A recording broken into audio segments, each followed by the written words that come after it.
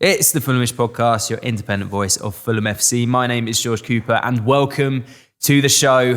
It was another disappointing result this weekend as Fulham suffered a last-minute sucker punch at the hands of Newcastle United. After fighting our way back into the game valiantly in the second half, it was defensive errors that gifted Newcastle both their goals in a 2-1 victory. We could have had what would have been a very, very brave points, but 90 minutes in, Bruno Guimaraes with the last minute goal. It's time to wake up Fulham as we hit the 4-game losing streak in the Premier League. It feels as though panic is slowly starting to creep in amongst the fan base. 8 points off 9 games and 17th in the league is not where we want to be. There's no way that we can sugarcoat this. But we're going to hope today to provide a bit of analysis, what went wrong, maybe a little bit of comfort and hopefully calm during today's show. So let's see how this goes. I'm joined by Owen Macdonald. Welcome back. How you doing, mate?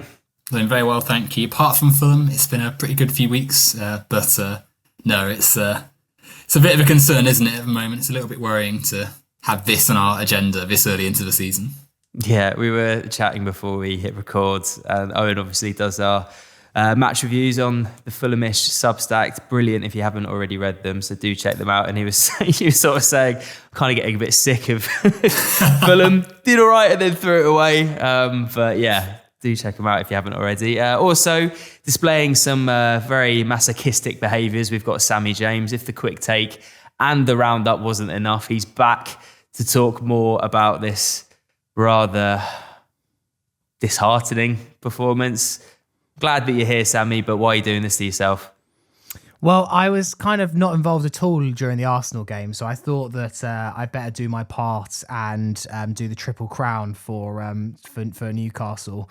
A bit of a kind of instant heartbreak on the quick take, then a bit of reflective heartbreak on the Fulhamish website, and now some more analytical heartbreak on the podcast. I see. You're sort of like really trying to tackle the trauma head on, work your way, process it, there's a bit of a worry that today would be a bit of a downbeat podcast given the manner of the defeat. So we thought, who among the Fulhamish ranks can be a little ray of sunshine? So we decided to draft in the one and only Dom Betts. How you doing, mate?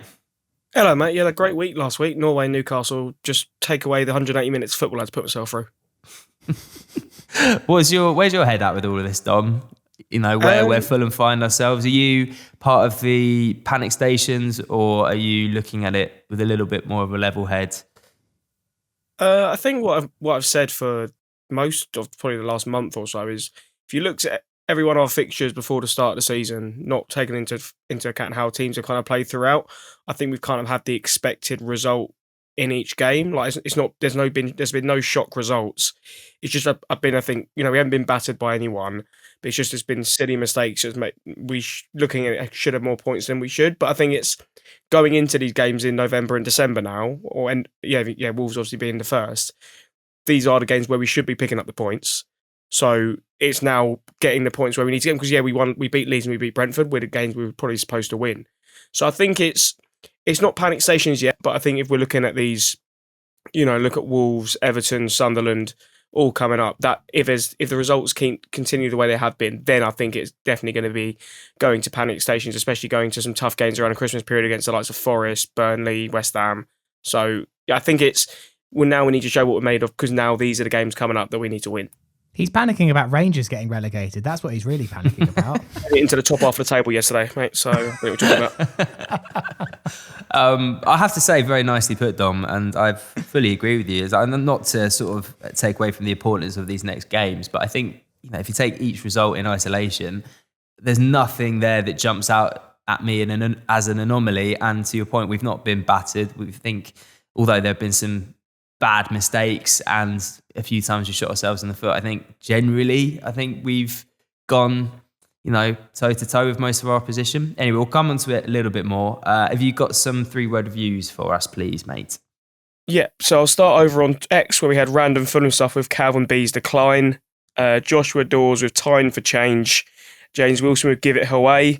Over on Instagram, we have Hisham Brahim with Tyne and Weary. White Line Southwest 6 with Silva's Stubborn Selection. Ted Mansell with Back Pass LTD. And lastly on Facebook, Jack Meredith with Is Anyone Surprised? Paul Watkins Must Play Cuenca. And Robert Pullen, Same Old Fulham. Nice. There's one in there about Silva's selection, Stubborn Selection. Sammy, when the lineup was released on Saturday, obviously a fair few changes in there. Lukic back, Tete back, Diop and Bassey playing at the back. And then we had Traore with the start alongside Smith Rowe, Iwobi and Jimenez sort of leading the line. What were your first thoughts when you saw how Silva decided to line up? Well, I can give you my exact first thoughts because I said something in the Fulhamish regulars group, because Dom Betts at 1346 said, might stay in the pub after seeing that lineup. I said, don't hate it, to be honest. Kenny Tete back, Lukic for midfield strength, and no other right midfield option other than Adama who might be okay against Dan Burn. And you know what? I sort of stick by that initial assessment of it. Obviously, I stick by mine as well. Yeah, I mean, both of us were actually somehow right, I'd say, with our initial assessments there. Look, I thought that we didn't know a few things, right? We didn't know that Lukic would be back. The fact that he was, I think, given Newcastle's midfield strength, it made sense that he was there. I don't really know what else we could have done at right midfield, considering that Wilson out, considering that Chukwueze's out.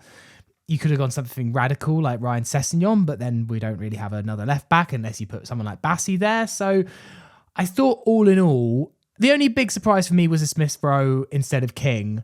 I don't know why that was. I don't know if maybe Marco has just decided that Smith Rowe deserved a chance. I don't know if there was a tactical reason why that was the case, that he thought that Josh King should be dropped, because I thought that he was one of the better players against Arsenal and against Bournemouth. So that was the only real surprise in there for me. And Kenny Tete back at right back, I think we are a better team with him there, although it was a little bit of a baptism of fire for Tete against Anthony Gordon. I normally rate Tete as a great one-on-one defender, but when he got booked after 2 minutes, after getting skinned alive, I was thinking, oh, come on, Kenny, I've backed you for about 2 months as the answer to our problems, and then you go and do that. But yeah, I think that Marco didn't have too much other choice other than Smith Rowe, which was a bit surprising, and it didn't work out particularly amazingly in the end.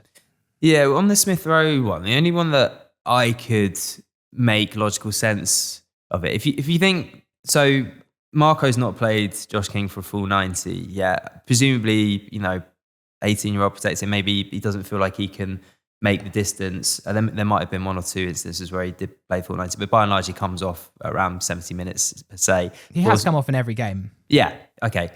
For Smith Rowe, maybe it was part of the game plan that if we start Smith, like every time Smith Rowe has come on, he's been pretty ineffective, I would say. So maybe he thought he could reverse that, bring Smith Rowe to start with, and then Josh King against tired legs could be potentially more of an impact. That was the only way in which I could sort of work it out, because, yeah, I think Josh King's been one of our best players, if not our best player. So for me, I was a bit like, really, Smith Rowe?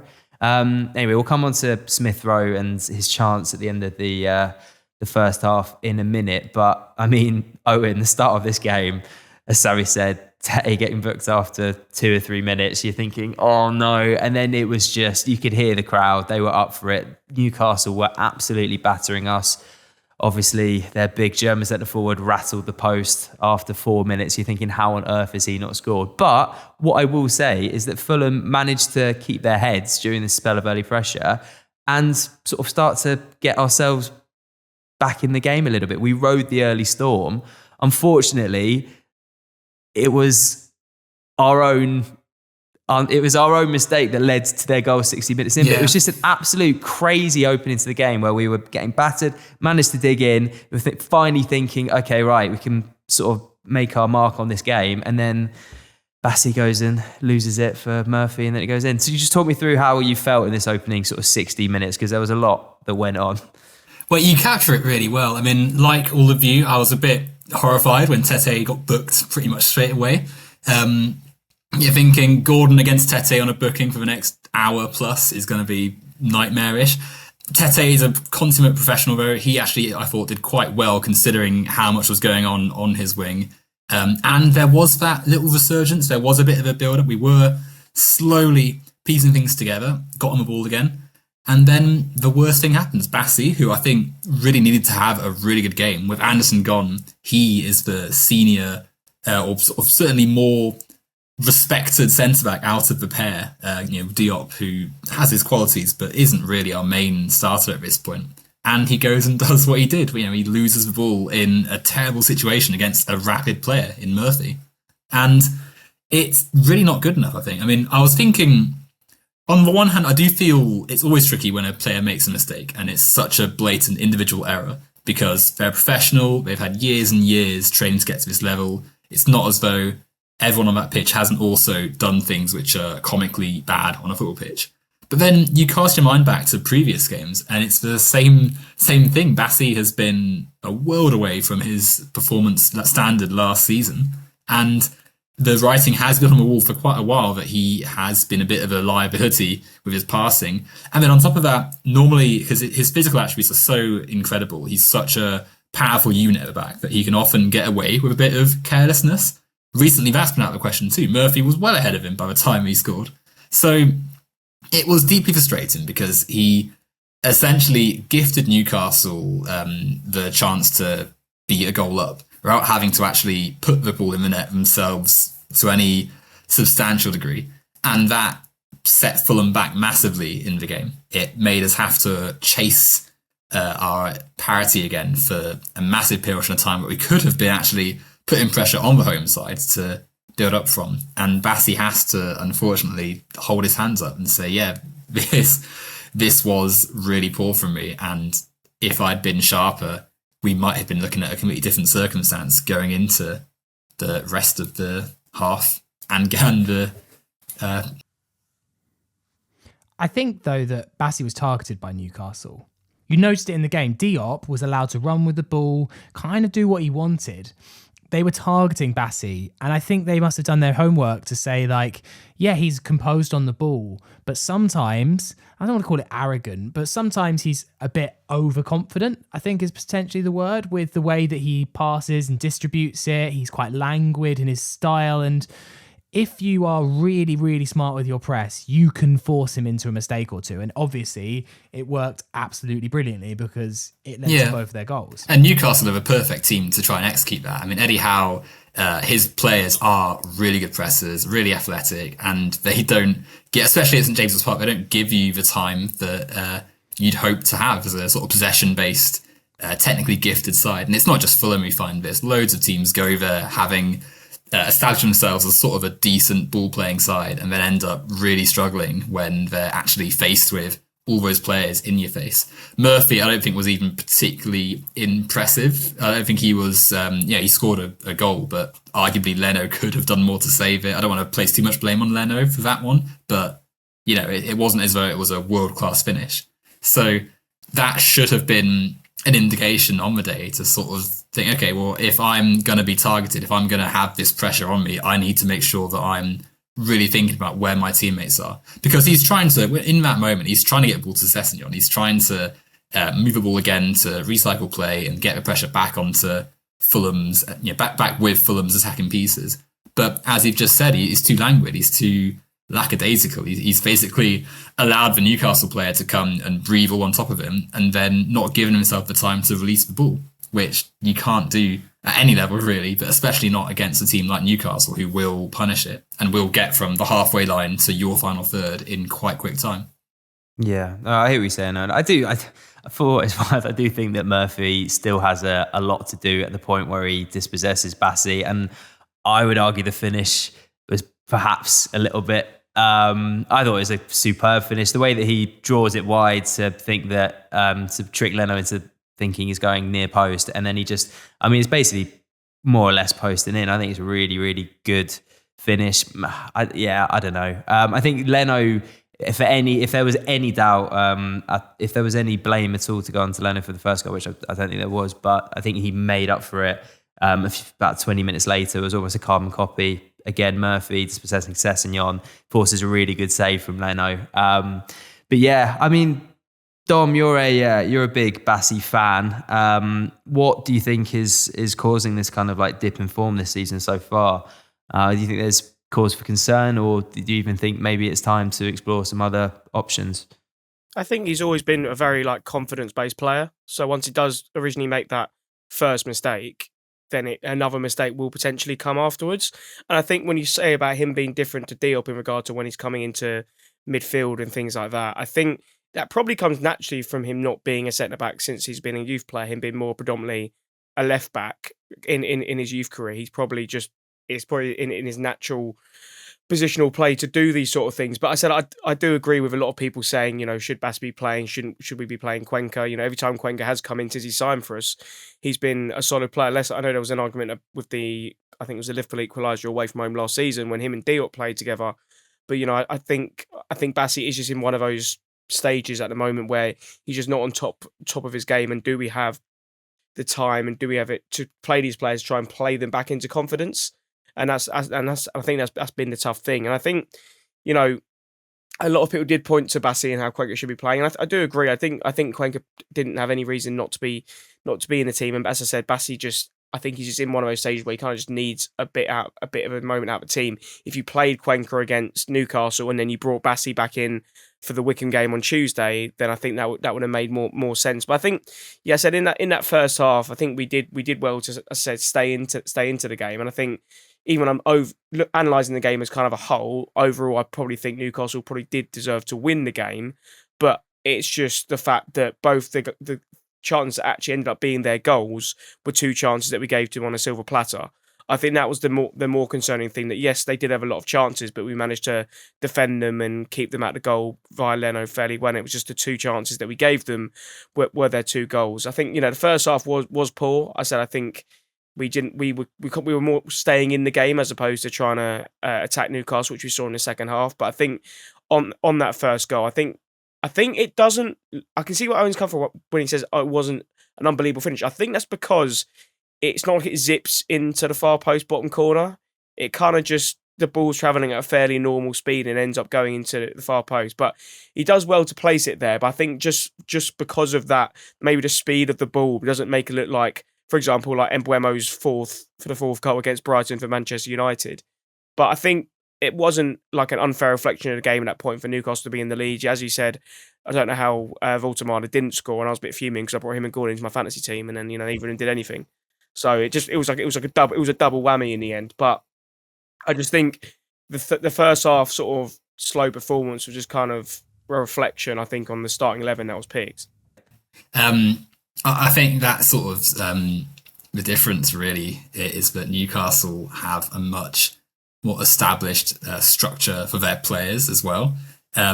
They brought in Miley, who I don't think it's tricky as a sort of younger player coming into a high intensity game like that. But he, whilst not as strong as Joe Linton or Bruno, did a lot better at actually containing a lot of the pressure and getting the ball forward. Whereas Fulham, as we sort of saw, struggled to do a lot with the ball in that first half, but, until the sort of closing parts of it, and were really vulnerable to Newcastle's speed, not just through Gordon and Murphy, but also just getting the ball forward.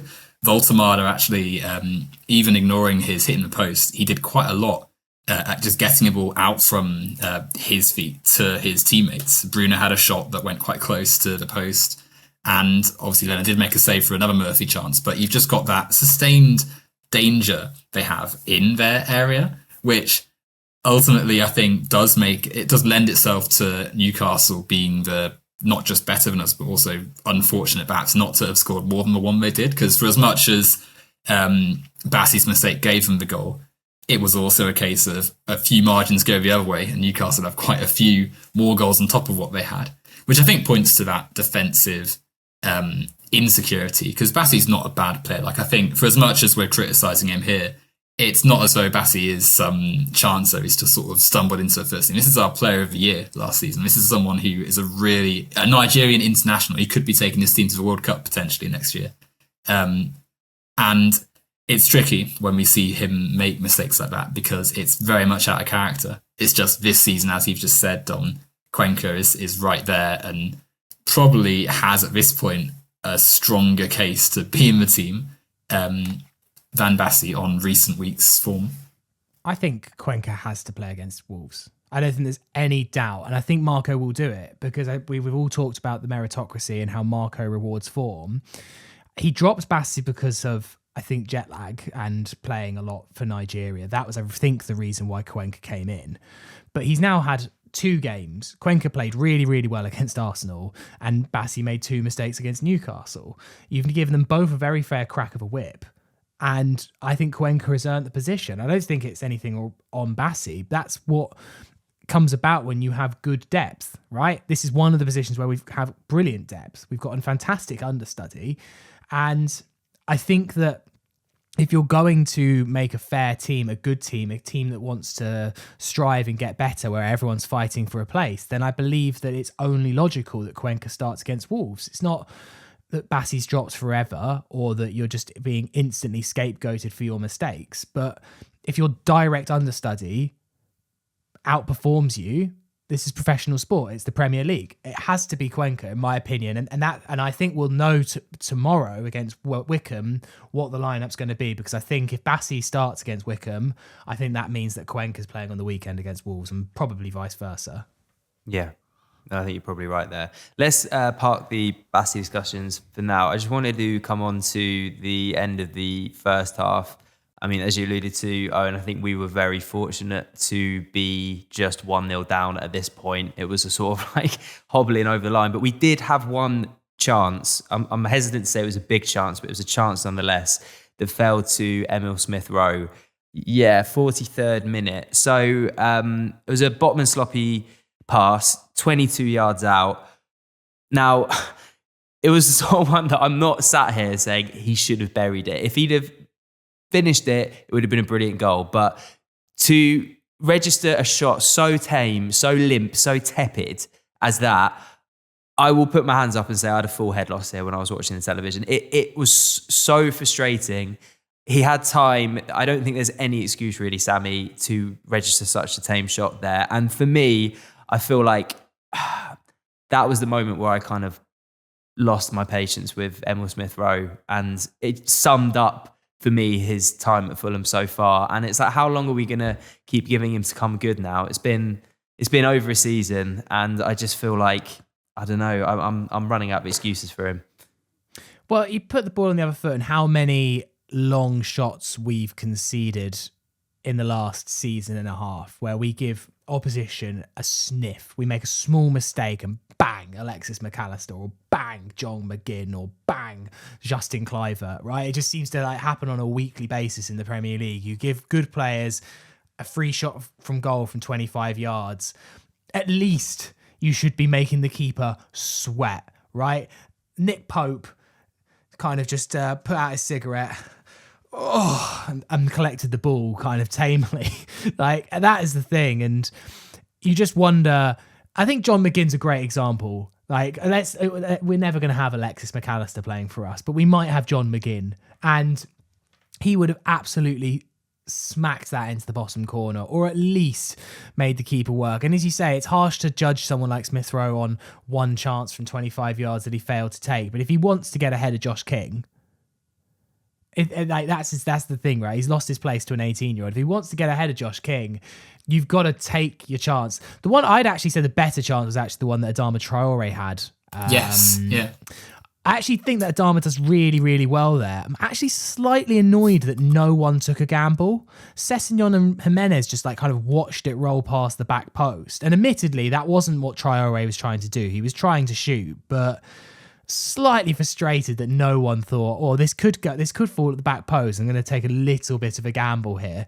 That was actually, I think, the gilt-edged chance that we had in the first half to equalise. Yeah, that was certainly the chance which could have been feasibly scored by, because like you just said, Smith Rowe, he's not Steven Gerrard big and he's going to score an amazing streamer. He is a more technically gifted player that is more intricate and a bit more.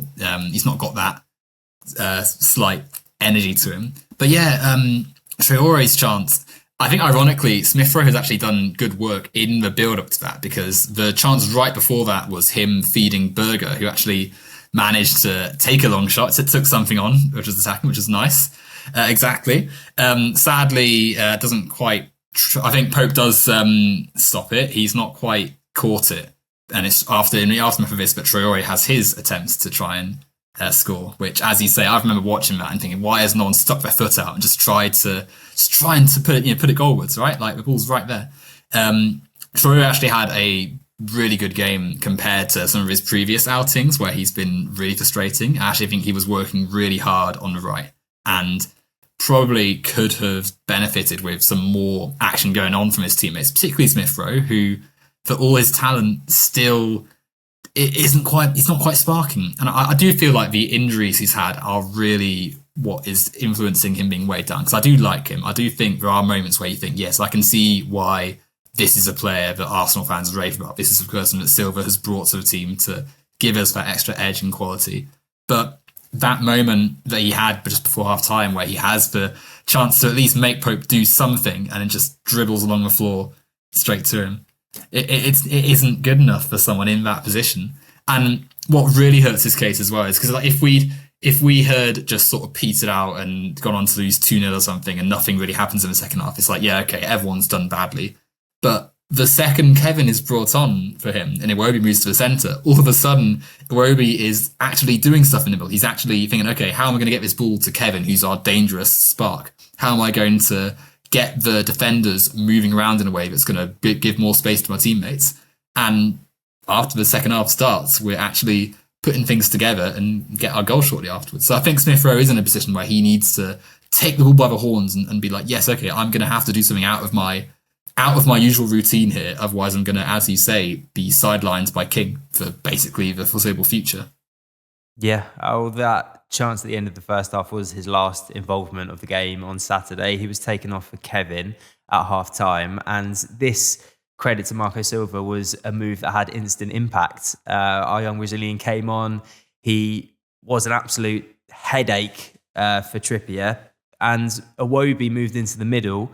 In the middle of the week, during Marco's presser, he kind of suggested that the fans were calling for Iwobi in the middle, and that ultimately he decides, which of course he does. But I don't know the exact quote here, but it was kind of on the lines of, I don't know why fans think this, and I think Iwobi demonstrated, Dom, exactly why we think this, because it worked brilliantly. He was there providing for Kevin, and ultimately that was how we got ourselves back into this game. Kevin had a few crosses, didn't quite land, but the one via a deflection that found Rowe at the back post. Rowe does amazingly well as well, amazing reactions to rattle it off the crossbar, and then Lukic with a very brave header back in. But I think it all comes from this substitution at half time. And yeah, I know you're a big Kevin fan, but can you just talk me through your feelings after this goal went in? Yeah, and I think you could see at the start of the second half the immediate change in the way we were playing. We looked like we were being much more fluid in the attacking third. There was like an idea to the attacking play, and I didn't really think we had that in the first half with Smith Rowe. It felt very like slow with Smith Rowe, whereas with Iwobi in the midfield instead of Smith Rowe, I felt like he was getting the ball, dragging it through the thirds, getting it out wide to either player on either wing, especially in Kevin in that second half. When the goal went in, my mate Tom behind me was delighted because for some reason he decided to back a Saka Lukic header at 200 to 1. And so he made a grand off a fiver.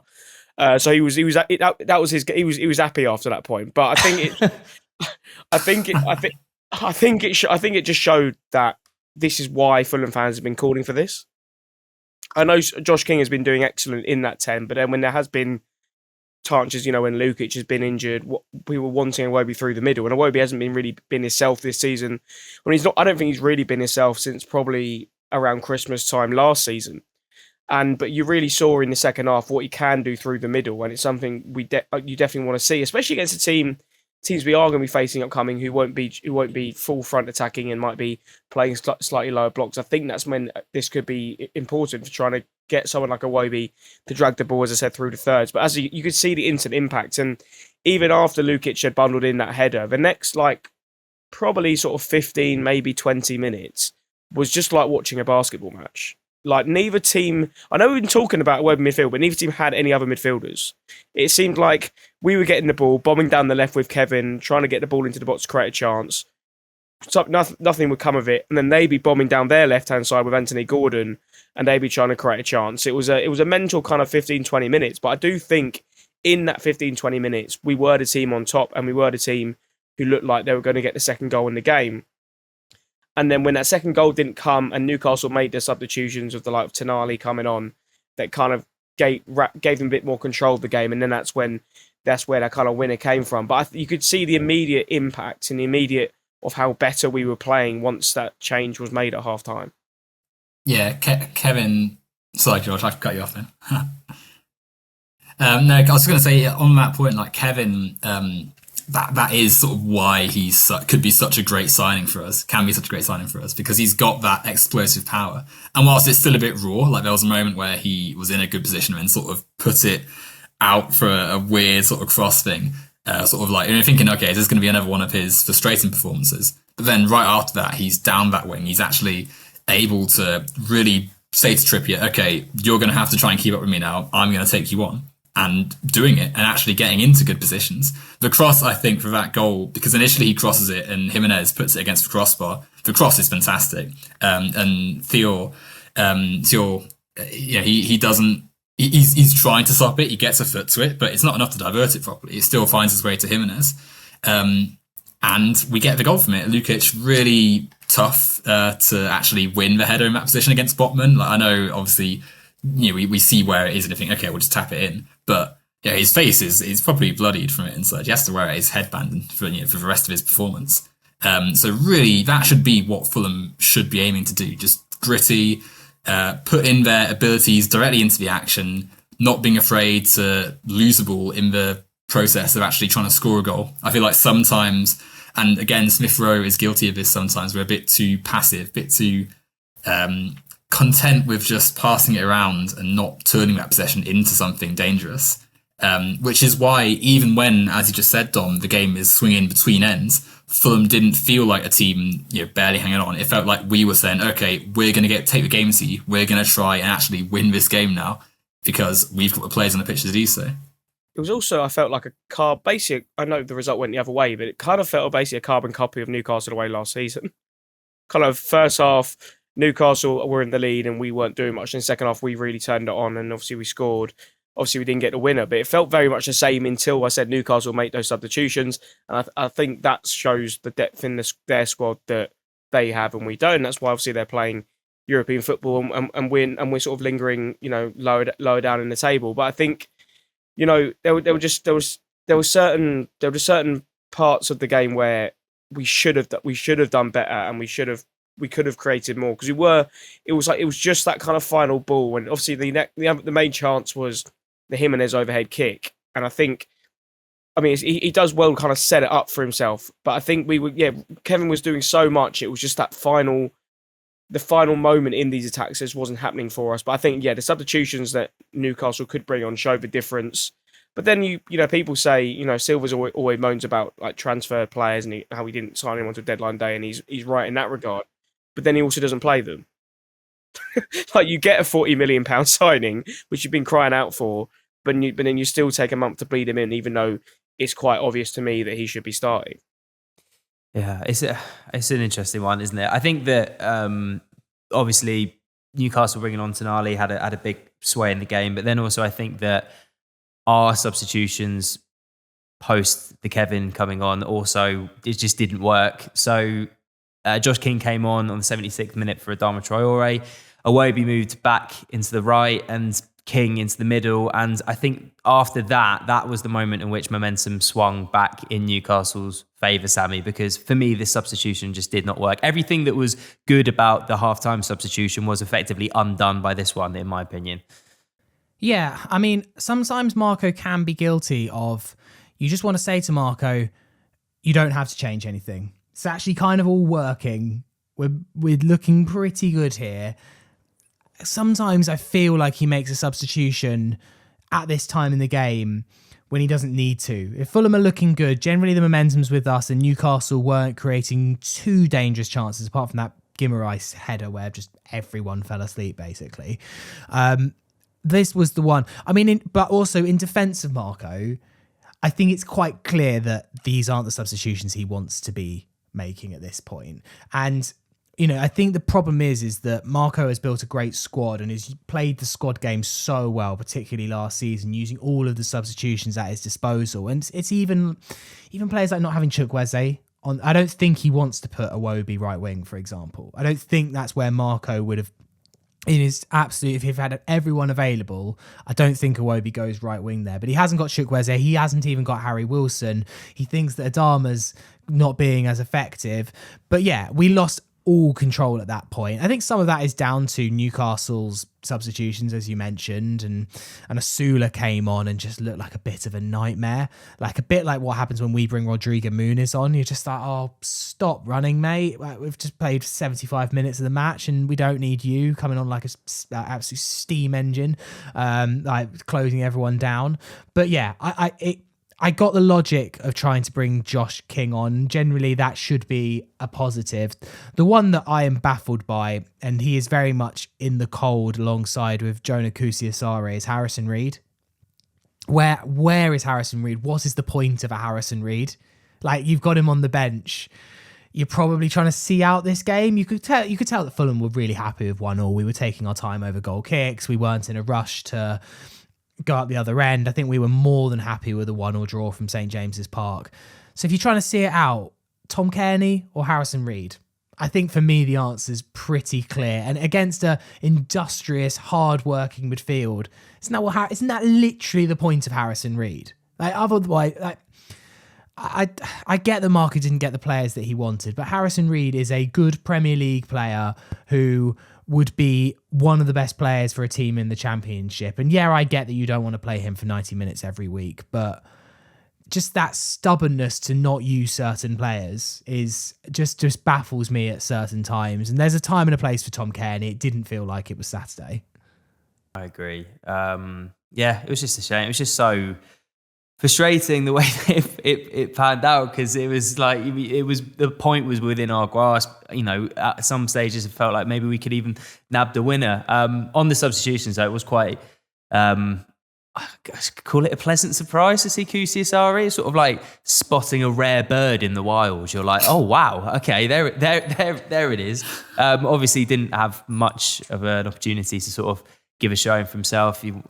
But, you know, it was good to see that it exists, if nothing else. I do think, though, it's slightly played. A lot of people said at Bournemouth, like, give Kusiasare a go. What's the worst that could happen? I was like, probably what happened there. By the way, can I just rant about, I assume that we've gone past the Guimaraes goal and just talk about the 5 minutes of stoppage time once we'd conceded, which you lost your head about Emil Smith-Rowe's tame shot. I lost my head at this 5 minutes of stoppage time.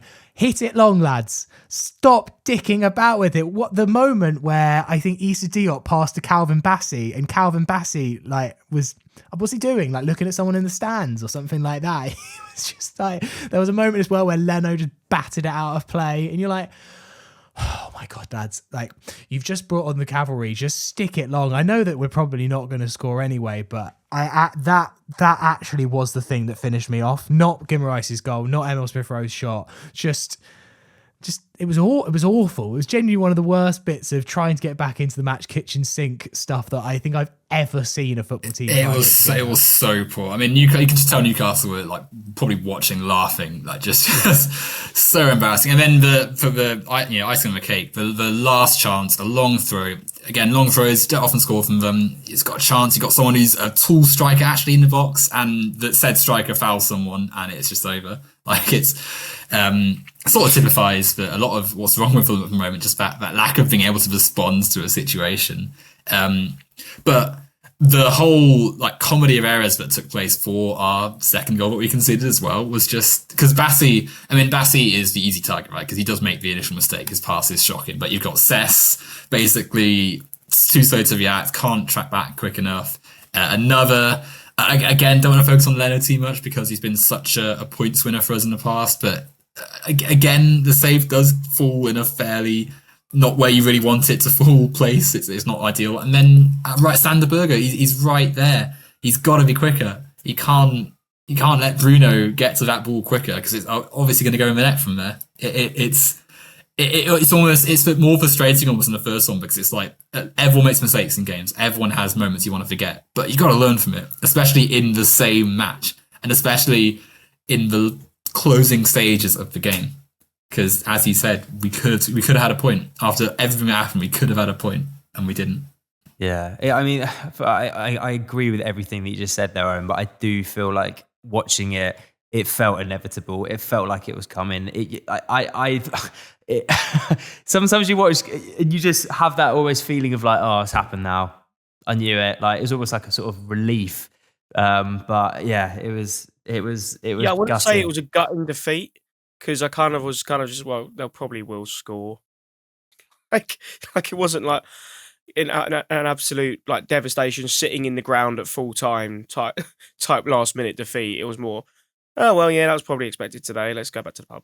But yeah, let's have a. I think like let's. We've gone over the Newcastle game. I feel that's all I've got the tolerance for. Let's put it behind us.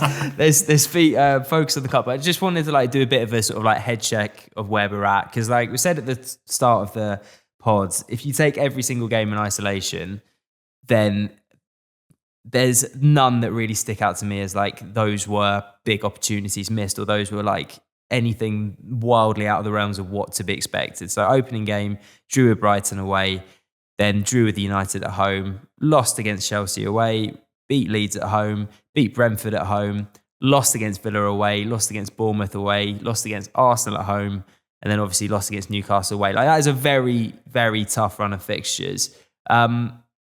Obviously, the injuries that we've had as well, I think that we need to put them into perspective. We're going to start having players come back. Also, our new signings, hopefully, will start to gel a little bit more. I personally am not in this kind of are we in a relegation scrap kind of mentality at the moment. However, I do obviously see the importance that this places and the pressure that it places on our next sort of run of games. Yeah, I mean, Owen, where are you at with it? If you had to kind of like summarize quickly. I'm between the two camps. I'm wary of relegation. I think this season you've got three actually competent promoted sides. You've got big teams in the bottom three who I don't feel will be there forever. I don't think West Ham, as bad as things are at the moment, are going to be there for the long term. I think we have got to be. No, I think they've got. They do look awful. They do look really abysmal. But Nuno's a good coach, and I do think that if he can get a few things working, especially in that defence, right? If he can get a few things put together, there is a chance they will start picking things up. And Nottingham Forest is another one. Thorndike, you can't write him off in a relegation battle. I'd be having one eye over my shoulder whilst we're in 16th. But as you've said, the results are not atrocious. I don't think that in isolation any of the games are, as you've just said, catastrophic. You know, the Premier League's full of good sides now. There's no games. It's a cliche, right? There's no easy games, but there genuinely aren't. You know, Newcastle are a Champions League side now. There's no shame in really losing there. It's in the run of games we're in where it's 4 losses in a row, which we're not really used to under Silva. You know, we've actually had it quite good compared to where things were pre-Silva. You know, so Marco, I think, has the track record of doing good things with us. We've got players coming back from injury and we've got a cup run. You know, this next game against Wycombe is a massive opportunity to get a few goals, get a win and almost say, okay, it's been pretty crap over October. Let's reset. Let's just do it again. Let's go back to what we're used to. And so I'm between the two. I've got a couple of points of positivity because I sense that that's what you're looking for here, Coops. I wrote some of these in my recap. I think the first one is that the team that was 17th after 9 games last season was Crystal Palace. They'd won 1 game by that point. And actually, it didn't get instantly better. I think you remember playing them last November and Fulham won 2-0 at Selhurst Park and they had literally no centre midfielders. Like they had none. They had to play Justin Devenny there on his debut against us. That's how beleaguered they were. I remember they all hated Kamada. They genuinely were in absolute 6s and 7s. But it turns out once Crystal Palace got a little bit of luck, played a few better, easier fixtures, and got some returnees from injury. Look at what happens. Crystal Palace kind of return to the norm. Also, like as you say, we haven't the fixtures exactly scan is exact of what you would say. And the other two teams right now who have lost 4 in a row are Nottingham Forest and Liverpool. Both have had the exact same run of fixtures, i.e. they've lost 3 out of those 4 games have been away games, and then they've lost their 1 home game against a fairly difficult opponent.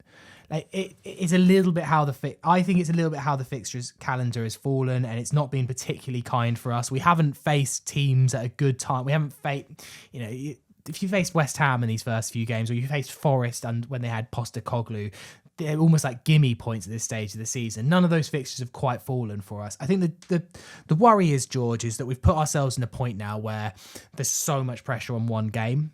Like literally the whole thing. Lose against Wolves. And then I genuinely am starting to really, really worry, because you just then look at the fixtures going forward. Everton away, they look improved. I don't think it's like beyond the realms of possibility they can go get something at Goodison Park. And then post-international break, Sunderland at home. No game screams 2-0 win for Sunderland more than that. And then it's away to Spurs. And then it's Palace, it's City. There's just almost like no game at the moment that you're looking at where you're like, oh yeah, I expect Fulham to get 3 points, other than Wolves at home. So I don't think we're going to lose all of those games that I mentioned, but this is how teams do go on a spiral, is runs of games like this where we're actually unlucky. We didn't deserve to necessarily get 0 points from 4. This is where bad runs can start. So that's why, and look, if you gave me the choice right now, would I rather beat Wycombe or Wolves? And I love the Carabao Cup, famously. I would have to choose Wolves, because I actually really think that I just, the slide, if we don't win that game, I think could be on. And I hate to say it.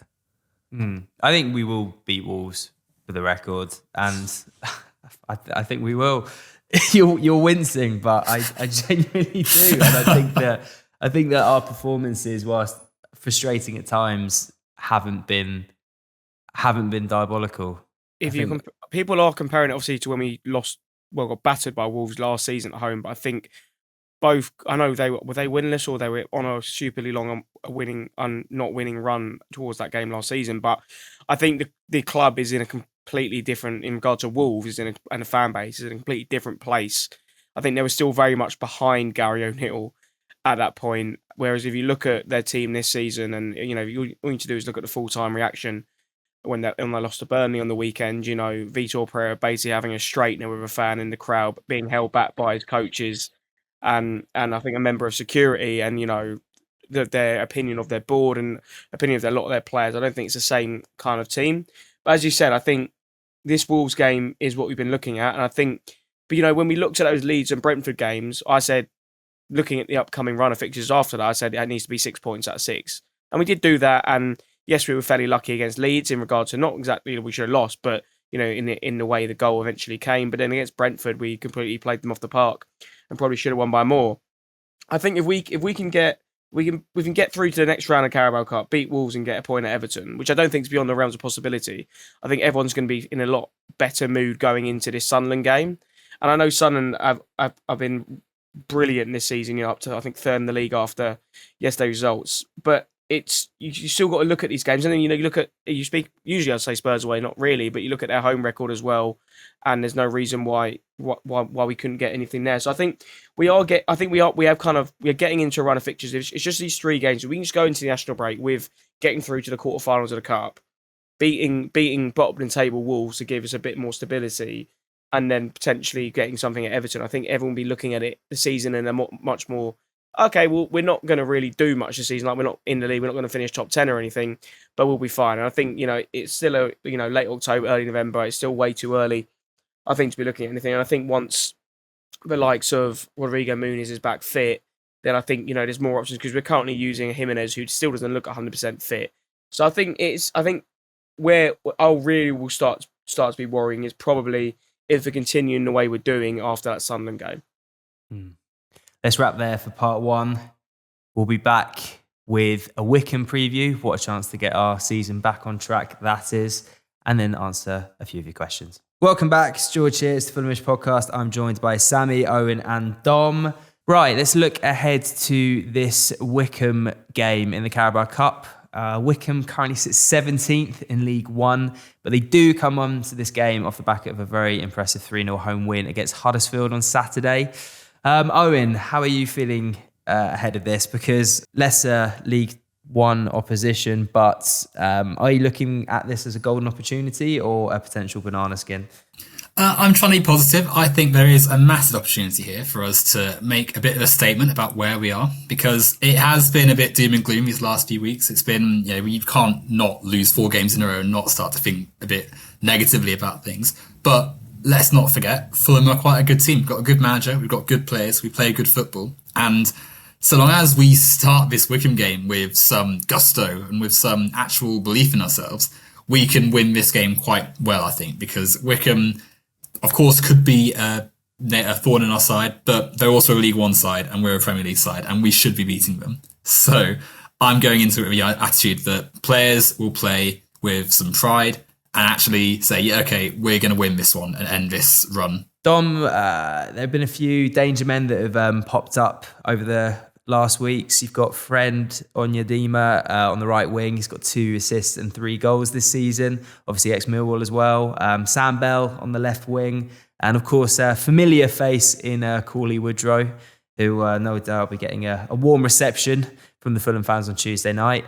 Is there anyone else in particular that's sort of like men to watch, as it were? I wouldn't say necessarily danger men. They've obviously got Alex Lowry, who was at Rangers as a youth player, and he was always seen as like the one in the Rangers academy who could come through. Never sort of did it. They had a tough loan spell at Hearts, which didn't work out. And obviously he's now at Wycombe. But I think there's, as Owen said, this should be a game where we've got players coming in who maybe, I don't know if Silva's how important Silva sees this, or whether he was hoping to get at least something in the last 4 games to put a bit less pressure on the Wolves game. But it depends what kind of team's going to start. But if it's players, if Kevin starts, if Smith Rowe starts again because he won't be playing against Wolves, you would hope this is kind of a game where our players are trying to prove a point, as opposed to why they should be playing and why Fulham aren't as bad as the position in the table suggests. But Wycombe, they haven't had as good of a season as they did last season. Also had a great season last season until they kind of lost their manager halfway into season to Luton, and then he kind of petered off because they were on course at automatic promotion at that point. But we've seen, a 3-0 win against Huddersfield. Huddersfield, who invested well in the summer, they're not a bad team, and I think they need.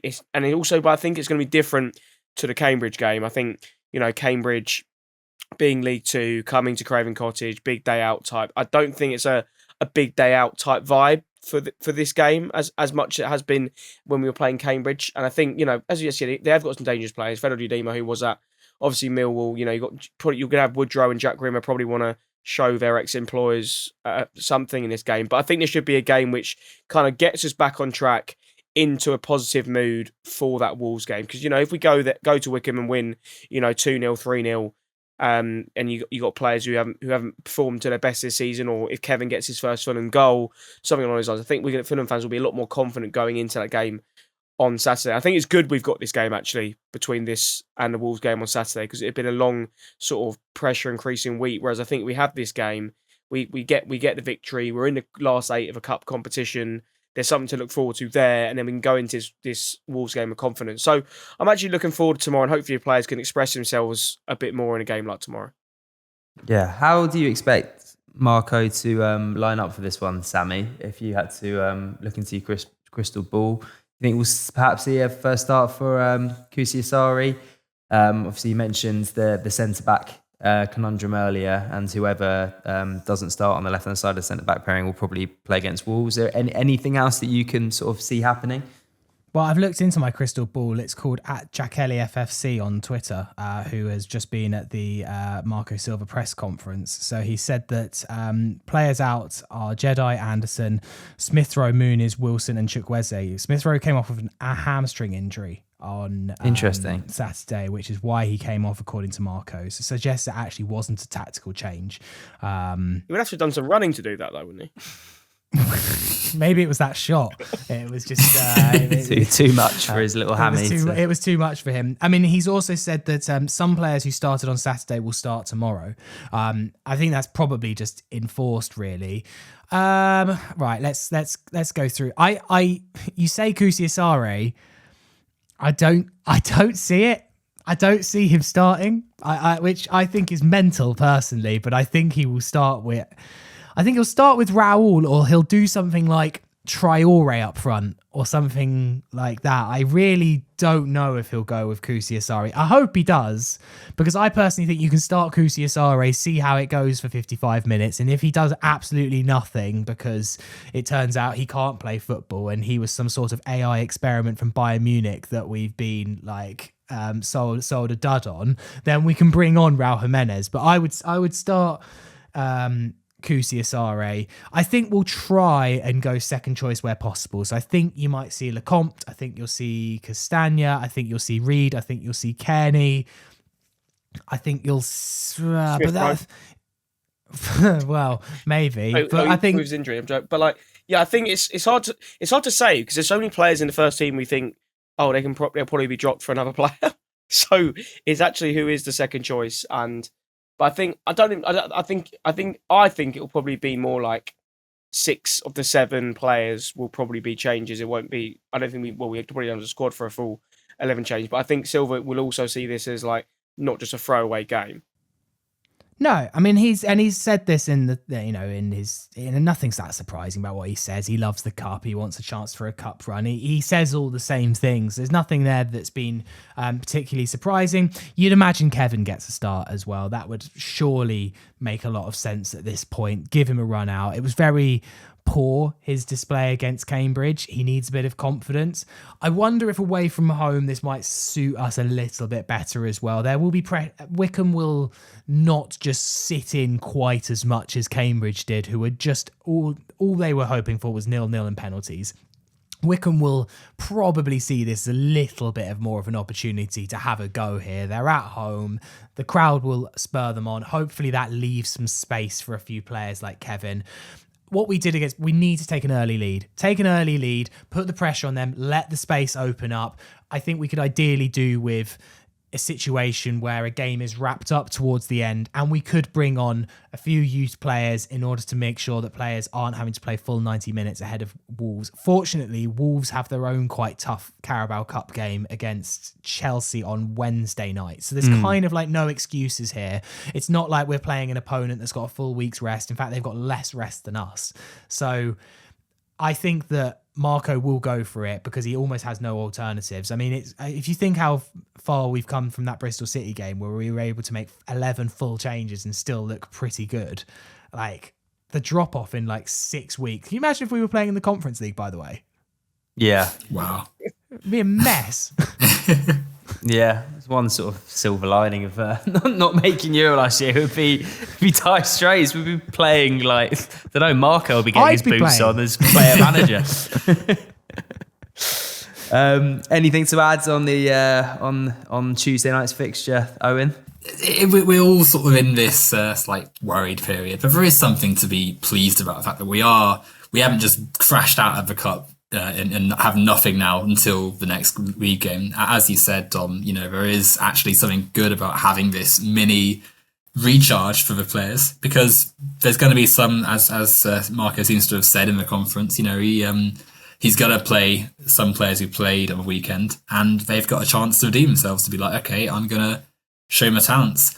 On JKA, I could see him as starting just because he is the trusted player and he is probably going to want to score a few himself, because he needs to build his own goal tally up as well. But JKA could come on and have a chance to impress, and there's no harm in giving him that chance. It's whether or not Marco is feeling a bit stubborn about his preferred members of the squad.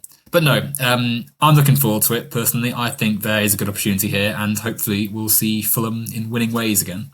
Yeah, no, I'm excited as well. I think it's a game that's come at the right time. It'd be great for the overall mood of the fan base to see us in the hat for the draw. Dom, you are Fulhamish's lead pintsman. Any pints that you'd recommend around the Wycombe area beforehand? It's a little bit tricky to get to. Sam and I are heading up and we're sort of like trying to work out logistically, obviously ground about 50 minutes out of town, sort of seems to be in the middle of nowhere. But yeah, anywhere that you recommend? Where are you heading to? I believe there was a pub in the centre called the 3 Tons, which I went to last time. I remember that being all right. But I remember it's because I left the ground in the first half. And that was the time I went to watch the Super Cup in. But I think that was like when we had Wycombe away, like 2 consecutive seasons in the League Cup. Yeah. Or 2 seasons in 3, and it was the second time round. There is a bar next to where the away end is, if I remember correctly, but there's not actually a bar in the ground. It's a marquee outside the away end, yeah. And there's Viva la Carabao, a marquee outside the. That's what we want. Yeah. The stadium location is jokes. It's like Wycombe said, we want a football team, but we don't really want a football team. How can we get them like so far out of town that they don't disturb anyone? I feel like it's just a home counties thing. Reading are the same. MK Dons are the same. If you're in like Hearts, Bucks, Berkshire, let's build a ground in no relation to the town centre itself. But I do think after Latvia away last week and then Norway Newcastle week just been, it might be a bit more of a sensible one for myself, because I reckon I'm nearing on 100 pints this month already. We'll test that theory when Raul Jimenez has scored a 97th minute winner. Nice. We'll wrap up today's show with a few of your questions. I think we did the Newcastle game at length, and actually a lot of the questions that have kindly been sent in on Instagram and X have sort of already been covered. So we'll just do a light sprinkling before we move on. Yeah, we've got one looking ahead to the January transfer window, which I think will roll around a lot quicker than expected. So Sam Clark asks, Sammy, with the recent injuries we have had, the lack of depth, do you think Fulham will sign anyone in January, and what positions do you think will be bolstered? For me, I think like obviously central midfield is the one which is screaming out for me, and then potentially up front. But we've all done that kind of Josie Sarri argument to death. Is there anything else? Do you think first and foremost we'll actually go for anyone in January? Are we at the stage now where we're like we have to in order to stake our survival? Is there any position which jumps out at you?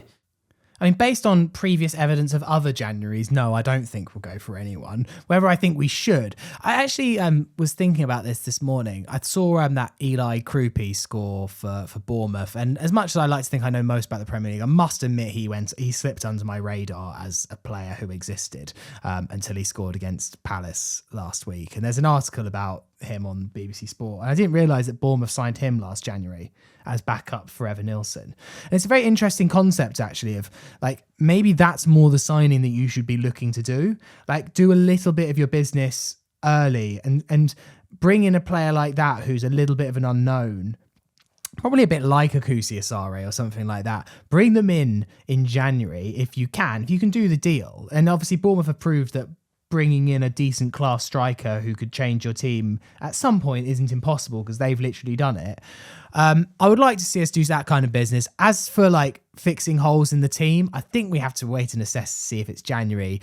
I don't think we're going to bring in a midfielder that changes the game for us come January. I mean, the obvious one, if we were going to look to sign anybody, is Hayden Hackney from Middlesbrough. We had a question on Hayden Hackney specifically. Is it time we bring in Hayden Hackney? Well, I mean, look, he's absolutely brilliant, but it depends what Middlesbrough are doing by January, right? Because we've been in that position where we look like we're going to get promotion and stuff like that. And no amount of money would convince you to let go of the literally catalyst player if Middlesbrough are second, third or first come January. They're not going to let him go, because he could be worth hundreds of millions and transform the fortunes of the club. So it's not worth a £20 million. If Middlesbrough are more like 8th, then I think you could possibly do something. He is Premier League quality. He is the one who we probably should have looked at. But I just don't know if Fulham will change the habit of a lifetime and actually do any business. Yeah, if the history books tell us anything, it's that Fulham do business on the last day of the summer transfer deadline, and then we don't do anything in January. So I wouldn't be surprised I would be very surprised if anything changes. We've had a bit of breaking news in terms of like a managerial perspective.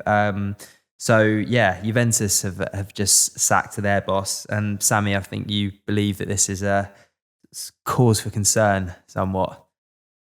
There was a cause for concern that Forest might take Marco Silva, and for what it's worth, I never thought that was going to happen because I thought Marco was much more sensible than to do that. Igor Tudor has just been sacked by Juventus after 7 months, and I don't know why, but I've always thought that if Marco was looking for another club, I always thought Juventus would be the kind of club that would lure him away. Like, pedigree, top of Serie A, but still a project to be had. Still the biggest club in Italy. I think if Juventus went for Marco Silva, it would give him a real thought. I think he'd really think about it. I don't want to end this podcast on a massive Debbie Downer, but also I think if you're the Calms and you're getting the idea that Silva's not going to sign a new deal, and you're getting a club who's going to give you the £10 million release clause that it is before the end of the season. That's what's worried about me with Silva, is more the Calms thinking, right, he's not signing a new deal, but if someone comes in and goes for him, we can get £10 million in. But as you said, I think that is the kind of club that if he was going to leave Fulham for, you'd be like, okay, kind of fair enough. yeah. Whereas if he was leaving for like as you said, a Nottingham Forest or even a West Ham to an extent, I think you can kind of look at Juventus, since Allegri the first time, they have not really been at the level they were when they won, was it 9 or 10 league titles in a row. You kind of had Inter Milan and Napoli back at the top of the table recently. So you can kind of see him from a project to that perspective. It sounds like a job I take on Football Manager. Like, they've not won the league in a while, let's try getting back to their former glories type thing. But and also in the Champions League, only actually 6 points off the top as well. So it's not like beyond the realms of possibility you could go and do something good this season, even if maybe they've got a limited squad. There's a reason they are there, etc. And they've had a lot of dysfunction. I mean, they sack managers a bit like Nottingham Forest. They keep chopping and changing. But I don't know. It's just, I saw that earlier and, everyone absolutely panicked straight away when Forest, and actually in our Telegram group, there's like 1 or 2 people talking about it. I'm like, if there is one to be worried about, and I don't think he'll go, this is much more concerning than Nottingham Forest for me. I think Juventus have the name, don't they? They're a massive club, and they have that allure that I think we would feel if any of our players were linked to them. But I must admit, I don't feel massively worried, because I feel like Juventus first would have a long list of names, which Silva's part of, probably, but not on the top. And secondly, I'd be amazed if he left for another country in October. If it was the summer, definitely it'd be a worry. I'd be amazed if he decided at this moment in time that he'd go to Italy. So hopefully this will be a quiet rumour that will just dissipate away and they'll get someone else. It's not even a rumour. I've made it a rumour. No one's even suggested it. Yeah. I just looked at it and just put 2 and 2 together and made 17. But I was just a bit worried about it. I mean, I know it's very fresh news. It's only just dropped, so maybe the bookies haven't quite caught up yet. But I'm just looking at like the next permanent Juventus manager odds. So they've gone Antonio Conte, Julian Nagelsmann, Mauricio Pochettino, Zidane, Jose Mourinho, Simeone, Fabio Cannavaro. So it doesn't look as though... I'd put Marco more likely in about 4 of those. I think Zidane's the only one who I'd maybe is like even remote. I don't see why Nagelsmann would go. I don't see why Pochettino ahead of the World Cup in America next year would be taking that job. Yeah. I agree. Simeone's not going either. Yeah, Zidane's the one that leapt out of me as well. And Cannavaro's just taken the job at Uzbekistan, which, whilst weird, they have qualified for the World Cup, and he literally took that like 2 weeks ago. Yeah. So that's, if anything, George, all you've just done is made me more nervous about this. Yeah, I did say that. Obviously, I don't think these websites have maybe caught up with the news being so fresh, but yeah, I mean, it is worrying. I don't really know what to say, to be honest, Sammy. Sorry. So on that note, we'll call it a day, shall we?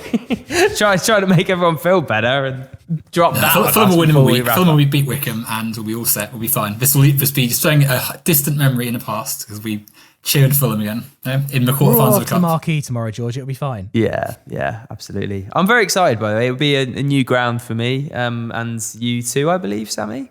Yeah, new one for me. Dom's been there about 7 or 8 times. No, so it's just round 3 for me. I don't really know why I'm going, to be honest, but maybe seeing this because I've actually not. The Lukic goal was actually technically the first goal I've seen while being in the stadium that's been scored by a Fulham player. because the first game of the season was Chelsea. King got disallowed. Next game I went to was Leeds, own goal last minute. Brentford game, I was having a beer when we got the 2 goals in the first half and only saw the own goal in the second half. And Mooney's got disallowed. And so, then the next game after that was Newcastle. So at least I've seen a Fulham player score a goal. Hopefully it continues tomorrow. You're our lucky charm, Dom. For all those travelling up to Wycombe, safe travels. See you at the game. Dom, before we wrap up, would you like to name the podcast? What was your favourite 3-word review? So my favourite one for this week, I'm going to go to X with James Wilson, Give It Away. Give It Away. Yeah, that was the one that stuck out to me when you read them first time round. Thank you very much for all those who got in touch with 3-word reviews. Yeah, as I said, for all those travelling up to Wycombe, safe travels. Sammy will be back on Thursday. You got, I believe, ITK JK with you. Have a great week, everyone. See you at Wycombe. Come on, you Whites.